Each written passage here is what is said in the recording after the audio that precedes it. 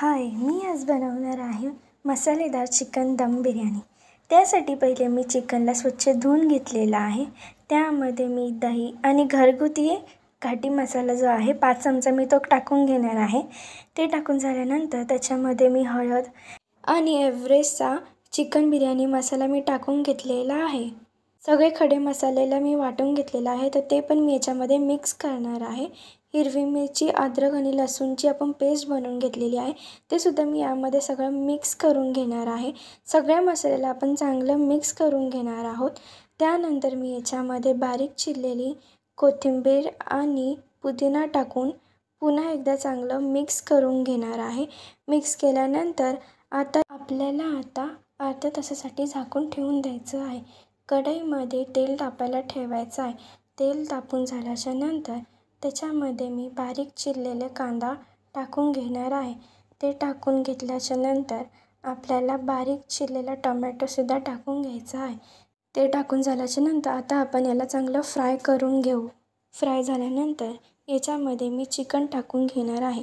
Chicken टाकून झाल्यानंतर त्याच्यामध्ये मी मीठ टाकून चांगलं मिक्स करून घेणार आहे। आता याला 5 ते 10 मिनिटासाठी शिजून देऊया। दुसरीकडे मी तांदळाला चांगलं स्वच्छ धुवून घेणार आहे। धुवून झाल्यानंतर त्याच्यामध्ये मी 1 तांब्याभर पाणी टाकून याला आपल्याला अर्ध्या तासासाठी भिजून द्यायचं आहे। कढईमध्ये जे चिकन वाफायला ठेवलं होतं ते चांगलं वाफून झालेलं आहे। त्यामध्ये मी थोडं पाणी घालून याला पुन्हा एकदा 10 मिनिटासाठी शिजून देऊया।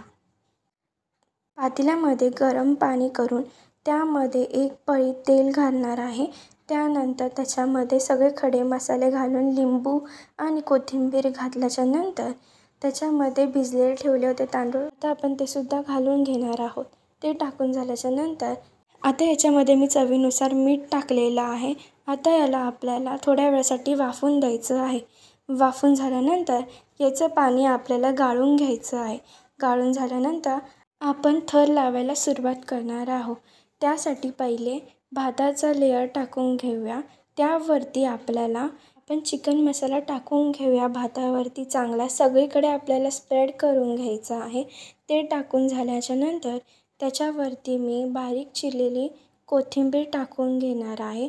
ते टाकून झाल्याच्या नंतर पुन्हा एकदा आपल्याला भाताची लेयर टाकून घ्यायची आहे। ते आपल्याला सगळीकडे पसरून घ्यायचं आहे। पसरून झाल्याच्या नंतर त्याच्यावरती मी फूड कलर टाकणार आहे। त्यासाठी मी 2 कलर्स घेतलेले आहे।